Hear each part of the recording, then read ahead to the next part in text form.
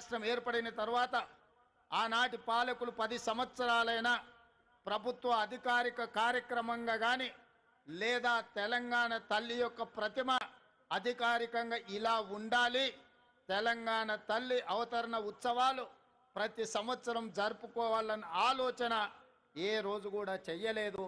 తెలంగాణ తల్లి 10 సంవత్సరాలు వివక్షకు లోనైంది.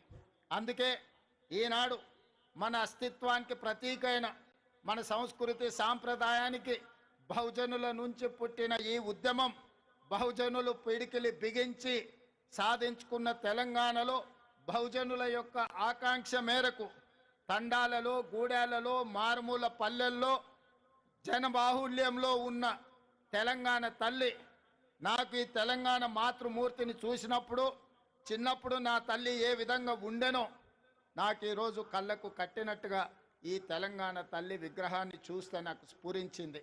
అదేవిధంగా ఎవరిని అడిగినా నా మంత్రివర్గ సహచరులు కావచ్చు, శాసనసభ